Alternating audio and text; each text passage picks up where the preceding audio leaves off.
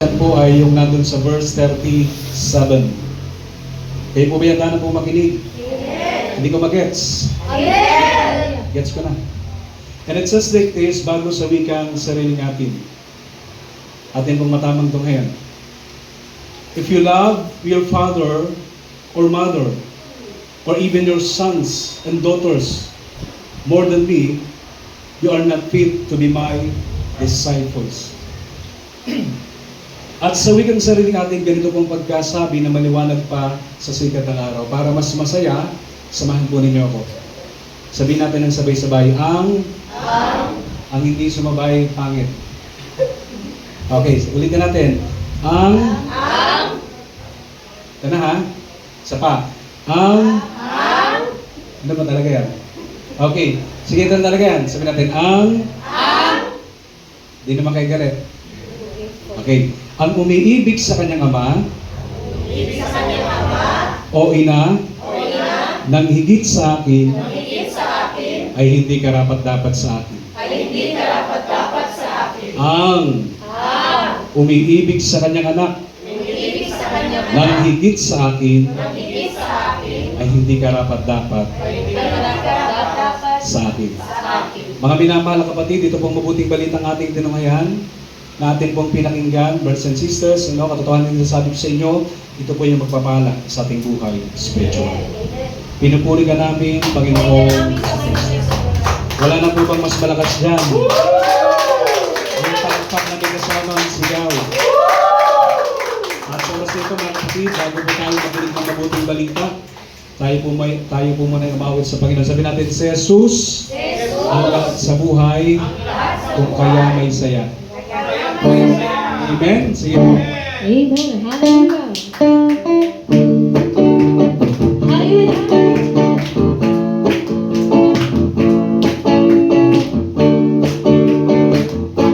Si Jesus ang lahat sa buhay, kung kaya masaya.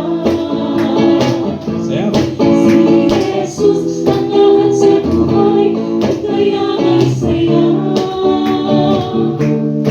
Problema'y dumarating, ito'y kanyang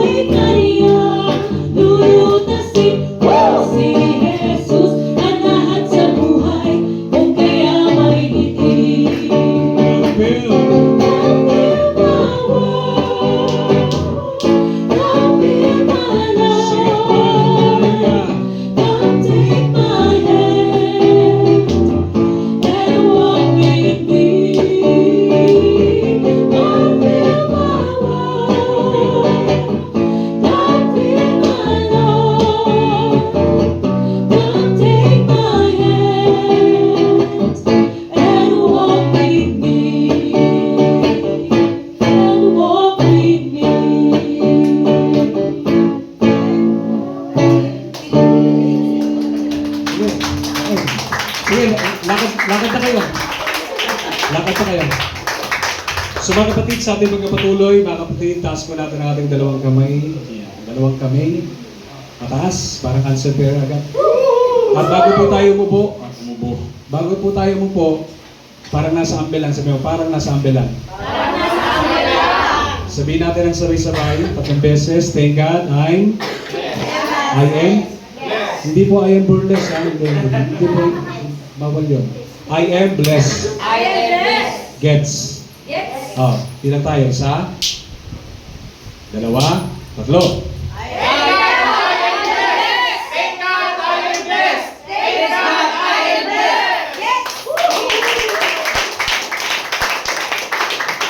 Kung blessed na kayo, ano pang gagawin ko? So, una po kayo, sabihin sa katabi mo, katabi. Umupo ka na. Umupo ka na. At makinig ka. Amen? Sabihin mo sa kanya, kung gusto mong lumigaya ang iyong buhay, hindi mo manap ka ng pangit, ha? Sabihin mo, makinig ka ng maigi sa Word of God. So, tingin po kayo sa magandang laki ng kaunti at ako po'y mga ngaral lang. Labas ang notebook, Bible, labas ang Bible, notebook, and pen. Dahil ito pong mensahe ng Panginoon. Our message for tonight was entitled, ang mensahe atin pong pinamagataan, Making Jesus Our Priority. Say it with me loud and clear, taas ang dalawang kamay. Making Jesus Our Priority. Anong ibig sabihin?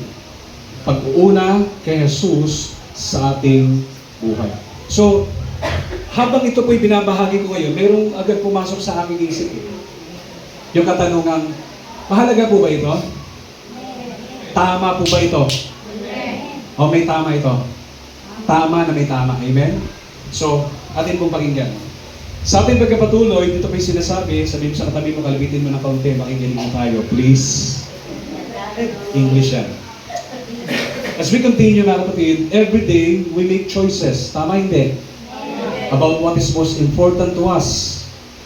We give our time, attention, and energy to the things we value most. But Jesus asked a very important question na ito po'y pinapaabot ka rin sa inyo, ini-echo ko. Sabi natin, ini-echo ni Brother Ed. Who was first place in your life? So yun yung mahalagang tanong. Balikan natin. Sabi natin, araw-araw, everyday, yun din yun, di ba? So araw-araw gumagawa tayo ng mga desisyon. Tama, hindi? Desisyon tungkol sa kung ano yung pinakamahalaga. Tandaan niyo po, may mahalaga. Sabi niyo po, may mahalaga. May mas mahalaga. Pero merong pinakamahalaga. So, level by level. So sa buhay natin, brothers and sisters, we are making decisions about what is most and very important. Amen? At kung yan ay yung tinutukoy natin pinakamahalaga, binibigyan natin yan ng oras, atensyon, at lakas. Amen po ba? Lalong-lalo na sa mga bagay na sabi nga rito, ulitin natin, yung atin pong pinahalagahan. Sabi natin, ngunit, sino po yung pangit? Sabi natin, ngunit, may isang mahalagang tanong si Jesus. Sabi mo, para sa'yo, para sa akin, para sa ating lahat. For everyone. So anong tanong? Sabi natin, anong tanong? Sino ang may unang lugar sa iyong buhay? Amen po ba? Sabihin mo sa iyong katabi, sino ang may unang lugar sa iyong haibo? Sagot. Madaling sabihin, patunayan natin. Amen? Madaling sabihin niya, di ba? Sino ang pinakauna sa buhay mo? Si Jesus. Pero ang tanong doon, gaano ko totoo? Now, magdilay tayo. Now, as we take a second look sa ating gospel o ebanghelyo, sa Matthew 10:37 to 42, itinuro ni Jesus na ang pagsunod sa Kanya, nakikinig po kayo. Sige nga po, pumalakpak po yung tulog. Yan ang sabi. Amen. Itinuturo ni Jesus, balik tayo sa message, na ang pagsunod sa Kanya ay hindi lamang isang bahagi ng buhay. Pakisabi yon, ang pagsunod kay Jesus ay hindi lamang isang bahagi ng buhay. Siya ang dapat mauna sa lahat. At higit sa lahat. Tama o mas tama? Amen. Now, ang tanong, so hindi ito sabi natin, ang tanong, the question is this, the big, great question is this, how can we make Jesus our priority? Anong ibig sabihin? Anong ibig sabihin? Ang ibig sabihin, paano natin, sabihin niyo ako, paano natin uunahin si Jesus sa ating buhay? Paano? Ganda na kanyang sagot, palapakagwa natin. Sabi, paano? Paano unahin si Jesus? Pagsunod ko. Sunod, tama po yun. Kala ko, Brad, para mauna natin si Jesus, siguro tumira na tayo sa kapilya. Amen? Diba? Samahan na natin yung mga pare. Habang buhay, nakikita ba kayo? So una, mga kapatid na mahal, tama yung sinabi mo, no? Pero ito yung una. Love Jesus above all others. Sabihin sa katabi, gets? Ibig sabihin, mahalin si Jesus ng higit sa lahat. Pakisabi, mahalin si Jesus ng higit sa lahat. Sabihin mo sa katabi mo, ang tanong, ginagawa kaya?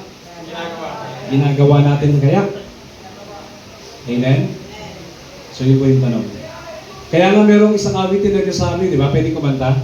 Yes. Malay mo, umulan, di ba? At least nakatulong ako sa inyo lumabit. Ang sabi ng awitin, more than anything,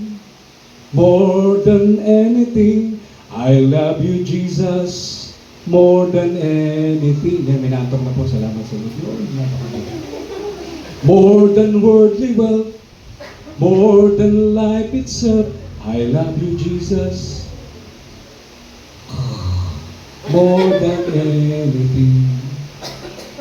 At ang nagwagi. Amen? So, ibig sabihin, brothers and sisters, sabi ito, no, meaning that Jesus is the supreme object of our affection, loyalty, sabi natin loyalty, trust, and devotion. He's not merely one part of our lives. He's the center of our lives. Sa madalit sabi, mga kapatid, dapat si Jesus ang una sa ating pagmamahal. Ikinig ko ba kayo? Sabihin mo, dapat si Jesus ang una sa lahat. At higit sa lahat. Period. Amen? Siya ang una sa ating pagmamahal, pagtitiwala at pagsunod. At higit sa lahat, dapat siya yung maging sentro ng ating buhay. Or in other words, Jesus must be the center, kinig mo ba kayo? Of our life. Amen? At dapat, bilang karagdagan, sa Kanya lamang umiinog. Sabihin po yung salitang umiinog. Hindi po ilog. Yung may ilog, lalamay tayo yan eh. Umiinog. Ibig sabihin, dapat sa Kanya lang umiikot, tumatakbo. Amen. Sa Kanya lang nakasentro, nakatuon ng ating buhay. Amen po ba? Umiinog. Mark chapter 12 verse 30, sabi niyo po basa. Ito na, madali ko yun. Anong sabi dito? Love the Lord your God with all your heart. Sabi niyo sa all. Diba? Hindi sinabing some, hindi sinabing few, kundi all. Ibigin ang Panginoon mong Diyos ng buo, sabi natin ng buong puso, hindi pusa, ng buong puso, ng buong isip, ng buong, di ba, lakas at ng buong kaluluwa. Apat po yung kompleto. Puso, isip, kaluluwa, at lakas. Di ba kinakanta niyo yan? Di ba? Amen? And thou shalt love the Lord thy God with all thy heart. Amen? Di ba? Makanta pa tayo, di ba? Buong puso. Di ba? Meron ba kayo narinig na kumanta dyan na kalahating puso, 1/4 isip, 1/3 lakas. Walang ganon. Amen? Ano ka? So that is number 1, mga kapatid. Amen? Kung gusto natin gawing pangunahin at una si Jesus, ang dapat natin gawin, dapat yung pagmamahal na inuukol natin sa Kanya, walang kapares at walang katulad. Kalabitin niyo po yung katabi ng kaunti. Sabi mo, pakalabit. Hindi tayo inaawat ni Jesus na magmahal sa ating magulang, mga anak. Mahalin mo sila ayon sa pagmamahal mo. Pero, ang sinasabi ni Jesus, dapat yung pagmamahal natin para sa Kanya, higit sa lahat. Maliwanag po ba yun? Okay. Let's go to the next, number 2. How can we make Jesus our priority? Paano natin siya gagawing una sa ating buhay? Pangalawa, mga kapatid, is yung word na obey. Parang katabi ng merienda. Hindi po obey, ha? Hindi rin halaya. Sabihin natin, obey Jesus at Telecos. Ibig sabihin, sumunod kay Jesus, ano man ang kapalit. In other words, mga kapatid, it simply means being willing to follow and obey Jesus no matter what. It may cost to us or it may cost us. Whether it involves sacrifice. Tandaan niyo po ito, mahalaga ito. Sabihin natin salitang sacrifice. Difficulty. Rejection. Hindi injection, ha? Rejection. Persecution. Or giving up our own desire. Sa ganito natin sa ilagay. Ito po yung nangangahulugan, handa tayong sumunod. At hindi lang basta sumunod, kundi sumunod at sumunod sa kalooban ni Jesus. Ano man ang halaga, ano man ang presyo nito. Amen? Sa tingin niyo po kaya, kung hindi niyo ginagawang pangunahin si Jesus, yung ginagawa niyo ngayon, gagawin niyo pa rin, hindi na.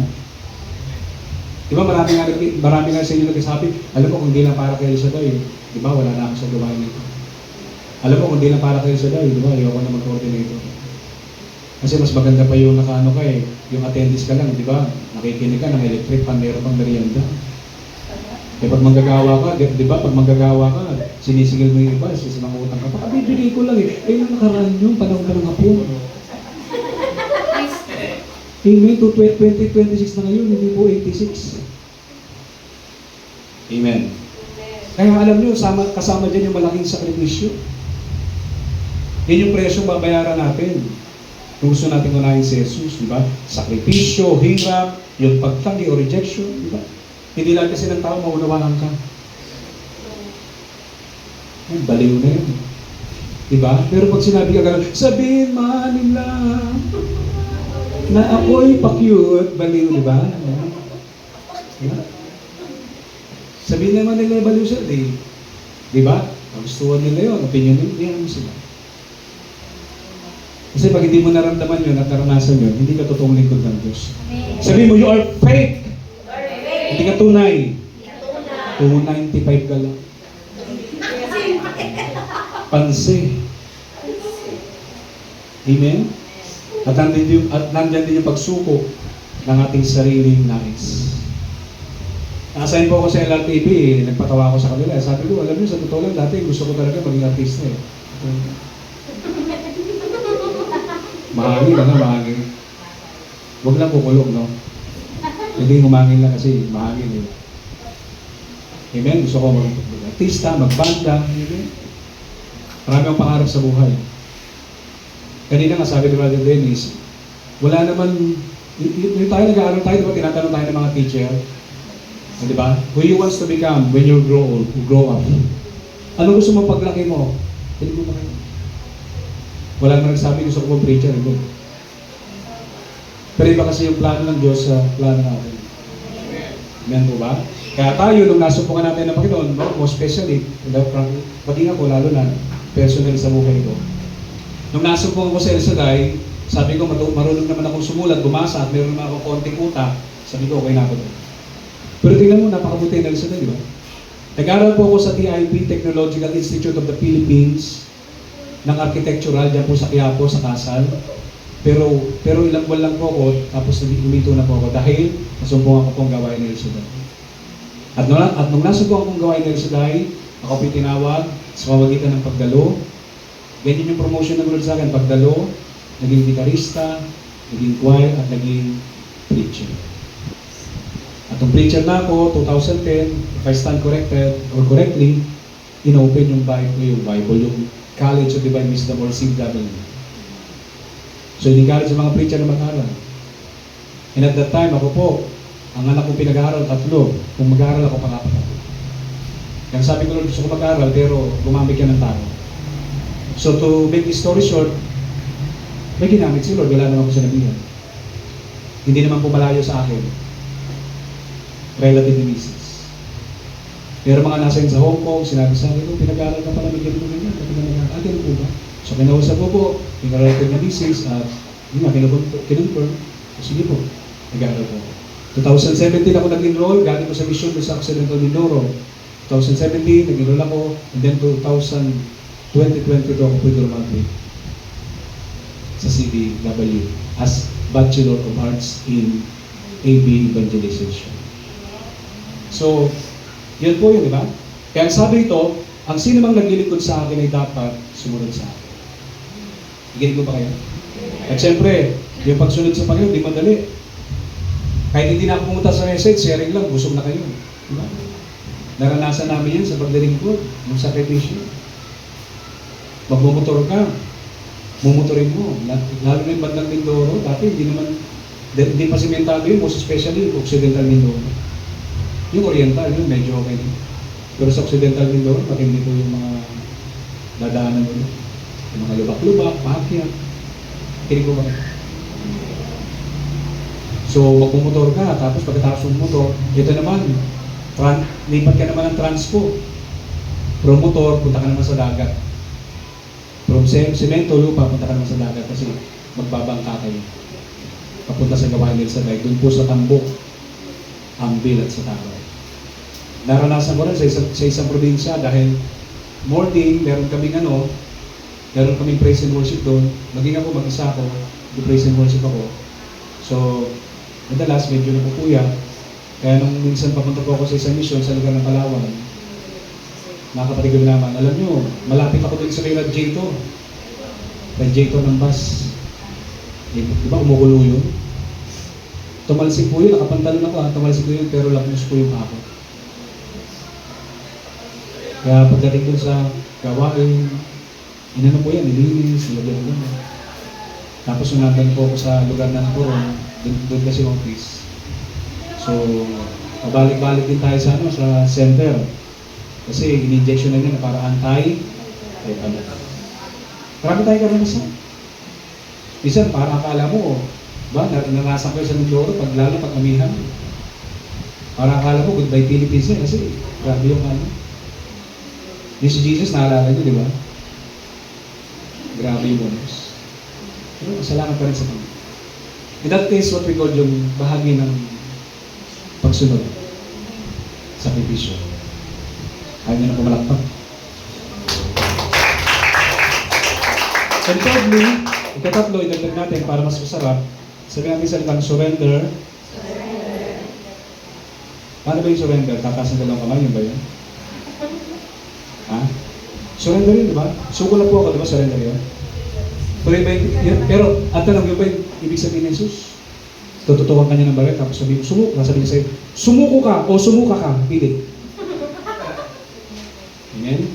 So, surrender our lives to His will. Ibig sabihin, sabihin natin sabay-sabay, taas ang dalawang kamay, isuko ang ating buhay sa Kanyang kalooban. Amen? Interrelated dyan yung tatlo. Kaya dapat pag na kay Kristo ka na, di ba? Walang masamang mangarap, pero dapat marunong ka nang makontento. Kung anong meron ka, kung ano ka ngayon, di ba? Sapagkat ang Diyos naman, pag nakita niya yung puso mo, pag nakita niya yung motibo mo, kahit hindi mo hingi, ibibigay sa'yo. Amen? Niniwala ba kayo? 3 beses kahit ibigay nila sila sa akin? Pag nag-gaming kayo, mali kayo ron. Siyempre hindi, no? Iba naman yun, di ba? Isang beses lang. Isang beses lang pala. Palakpakan natin ng Panginoon, amen? Di ba? Pag naglingkod ka kay Lord, kahit hindi mo hingin, pag nakita niya maganda yung puso mo, maganda yung paglilingkod mo, di ba? Di ba, nagbibigay ka lang tinapay, susunod nyo, bibigyan ka na nyo ng tricycle. Halimbawa, yung preacher, pinamimerienda na, susunod yung bahay mo, dadagdagan niya ng floor. Kay sister floor, magiging second floor, magiging fourth floor. Amen? Tapos yung coordinator, lagi nag-aabono. Huwag ka mag-alala, ipopromote ka ni Lord sa trabaho. Amen? Yung pinagtatrabaho mo, ibibigay na sa iyo Lord dyan. Amen? Pag gusto ba ng Diyos, may makapipigil? Hindi naman natin sinasabi, di ba? Pero lahat ng bagay, may kaya gawin na yun sila. Basta't maghintay lang naman. Amen? Ako, talaga na nagdilingkod, dito na pumuti buho ko, di ba? Yung buhay natin, di ba? Okay naman din po. Sarap, mahirap, di ba? May problema. Pero sige, di ba? Amen? Hindi naman natutulog siguro. Sabi nga ng iba, dapat ba, gagalit, may motor ka na. Kung marami na nagsabi sa akin gano'n, at sinabihan ko sa kanila, sister, bili mo kung dami ko ng motor ngayon. Di ba? Kasi, battery, sabi, di ba, kalma, Sir Dolor, kung sinabi sa akin, battery, dapat may motor ka, tapos biniro ko siyang totoo na, sige, Sir Dolor, bili mo ako, diba? Dami ko ng motor. Pero ang sabi ko lang sa kanila, huwag kayong mag-alala dahil sa sinabi nyo, darating mo. Pero siyempre, ang una-muna, lisensya. Amen? So sa ganito natin sa ilagay. Sabi rito, no? Talking about biblical explanation, sabi natin, biblical explanation. Ang sabi dito mga kapatid, to surrender our lives to God's will means willingly giving ourselves completely to God. Sa madaling salita, mga kapatid minamahal, ibig sabihin niyan, hinahayaan natin ang Diyos. Ang Diyos ang mamuno at magturo ng direksyon ng ating buhay. Amen? Nang may pagtitiwala ng kanyang plano ang pinaka-mabuti para sa lahat. And mind you, paalala, yun pong sinasabing to surrender, ang pagsuko ay hindi po kahinaan o pagkatalo. Makikinig po ba kayo? Sa Biblia ito ay isang pagpapakita ng pananampalataya, pag-ibig at pagsunod sa Diyos. At ito po ay nangangahulugan, brothers and sisters, no, ng pagsasabing, Panginoon, hindi ang kalooban ko, kundi ang kalooban ang mangyari. Which is, yan po yung ginawa ni Jesus. Tama o hindi? Sabi ni Lord, Luke chapter 22, verse 42. Diba anong sabi niya? Not mine, but yours. Sabi niyo po, wag ang kalooban ko, kundi ang kalooban mo ang masunod. Amen po ba? So yun po yun, brothers and sisters. Pag sinabi natin pagsuko ng sarili sa Kanya, ibig sabihin yan, hinahayaan natin siyang magturo ng ulo. Nakikinig ko ba kayo? At naniniwala tayo kapag ang Diyos ang sinunod natin sa buhay natin, hindi tayo mamamali. Sapagkat ang direksyong ituturo sa atin ng Panginoon ay yung tamang landasin. Papunta sa buhay na ganap at kasiyasiya. Sabihin mo sa iyong katabi, kaya wag na wag kang a-absent. Wag na wag kang hindi magpapatuloy sa paglilingkod. Kahit nahirapan ka, inaaway ka ng asawa mo, makulit minsan ng mga anak mo, nag-aabono ka. Diba? Pagpunta mo rito, bless na bless ka, tapos pag-uwi mo, may mga away. Wow! Sige lang. Amen? Amen po ba? O, sanay nga. Ganun talaga naman yun. Diba? Kaya mo ba kayo? At hindi naman papayag ang Diyos na tayo ay margabyano. Sapagat ang Diyos ay makatarungan. Katulad dito, papayag ba ang Diyos na hindi ako pagpalain ngayong gabi ito, pati kayo? Sige, magpa-burger na kayo. Sabi ng iba, anong burger? Hindi lang burger bread. Amen. Gusto mo, kompleto ka. Amen. Ganun lang naman yun, di ba? Pag pinagpala ka, di ba? So, to simplify this message, no? Sabi dito, no? Jesus is not asking to be part of your life. Sabi mo sa katabi mo, katabi, hindi lang nais ni Jesus na maging bahagi ng iyong buhay. Ang nais niya, siya ang mauna sa iyong buhay. Ang nais niya, gawin mo siyang sentro ng iyong buhay. Anong ibig sabihin nun? Kasi pag ikaw wala ngayon, halimbawa, di ba? At pag ang mata mo, halimbawa, ay nakasentro sa isang bagay, may makikita ka pa bang iba o wala na? Tama po yung sagot niyo, huwag kayong mag-alala, para kayo kukulong eh. Wala na o meron pa? Diba? Katulad din halimbawa, nag-asawa ka. Pag yung misis mo at mister mo naging sentro ng buhay mo, wala nang mas maganda lalaki sa iyo. Ganyan yung sa misis ko sa akin. Pangalawang yabang. Palakpakan natin sila, di ba? Di ba? Mas maganda yung masaya tayo. Di ba? Kasi pag masaya ka, ina-attract mo yung biyaya. Pero pag nakasimangot ka, malas mo. Kaya yung lahat ng umiti, may biyayang darating. Gustong katay, siksik, liglig, kitamaakaw, walang sukat paglilay. Ayaw na tayo? Kanina pa kayo busog? At sa oras nito mga kapatid, tayo may patuloy na maghilay. At sa ating paghihilay tayo may tumulog sa makapangyarihan at mapagpalang presensya ng Diyos. Magandang tanong sa buhay natin. Sino ang una sa atin? Si Jesus ba ay parte lang, bahagi ng buhay mo? O siya yung una sa lahat? At higit sa lahat. Mas panatan natin nila.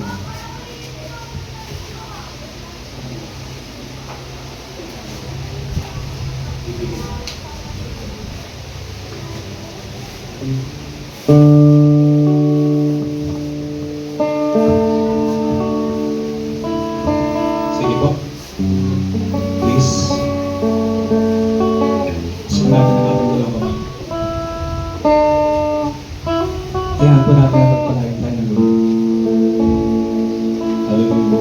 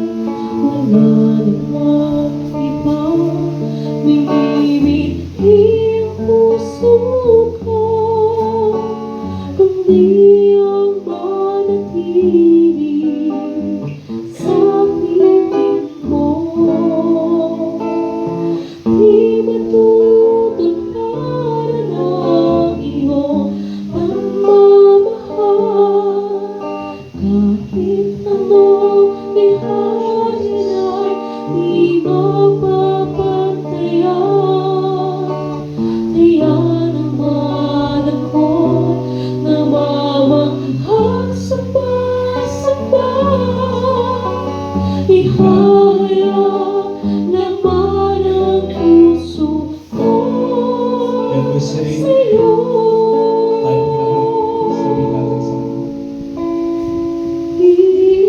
Ibigin kita, aking Panginoon, ng buong puso, ng buong isip, at ng buong kaluluwa.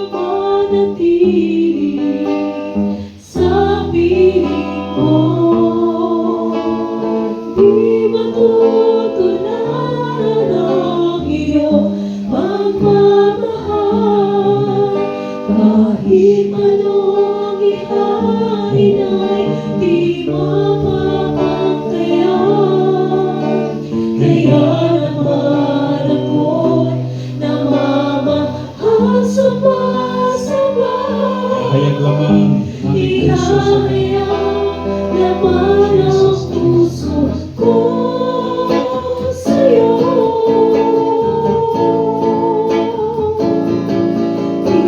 Ibibigin kita, aking Panginoon, ng buong puso, ng buong isip, at ng buong kaluluwa.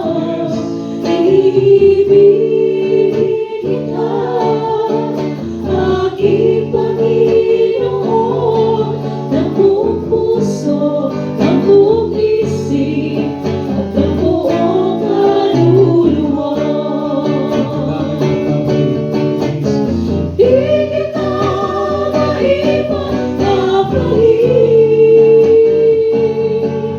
sa anumang bagay dito sa daigdig. Di ko kayang malayo sa'yo, dahil tanging ikaw ang siyang buhay ko.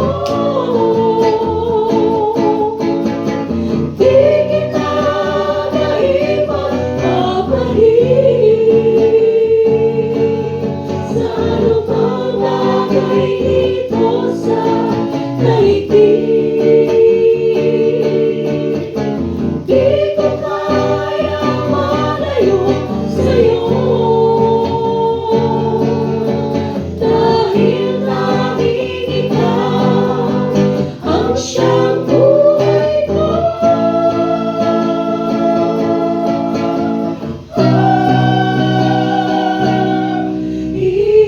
Ibigin kita, aking Panginoon, ng buong puso, ng buong isip, at ng buong kaluluwa.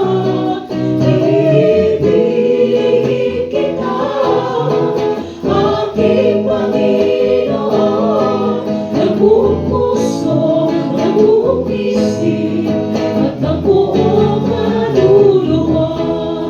Ibigin kita, aking Panginoon, ng buong puso, ng buong isip, at ng buong kaluluwa. Ibigin kita, aking Panginoon, ng buong puso, ng buong isip, at ng buong kaluluwa. Ng buong puso, ng buong isip, at ng buong kaluluwa. Ng buong puso, ng buong isip, at ng buong kaluluwa. Ang buong puso, Ng buong isip, at ng buong kaluluwa. may pangalan ko ng Word of God. Ito na ngayon ang pagkakataon ng mga Diyos ay gumawa ng kagilang-gilalas na bagay sa ating buhay. Gumawa ng dakila at timalang sa ating buhay. Gawa nga, patuloy tayong tulungan at turuan ng Panginoon na maging pangunahin natin siya sa ating buhay. Sapagkat ang sabi nga ng Panginoon, I am the vine and you are the branches. Wala naman talaga tayong magagawa kung tayo wala sa Kanya. Lord, ang nais namin, buhay na matiwasan. Buhay na ganap at kasiyasiya. At naniniwala kami, araw-araw kaya mong ibigay. Kaya naman dalangin namin, Panginoon, na nawang aming mga napapakinggang mensahe, Word of God, o pangangaral, ay aming mailapat ng tama. Naniniwala kami sa katotohanan na kapag binigay namin ng buo ang aming pagmamahal sa iyo, ang mga bagay-bagay na dapat paglagyan ay may lalagay ng maayos. May pag-ibig na para sa iyo, sa aming kapwa at sa aming mga mansabuhay. At kapag inuuna ka namin, naniniwala kami, yung pagmamahal na ibabahagi namin sa iba, ay magiging ayon sa kapatid. Ikaw po magpahala, Panginoon, habang salita mo po ito, at kami naman po ang hanugin ng iyong mensahe ay buhay, mabisa, at may kapangyarihan. Pagpalain mo kami mula ulong ng talampakang buto dugot naman, ulayo sa ating sakit at karamdaman sa pangalan ni Jesus.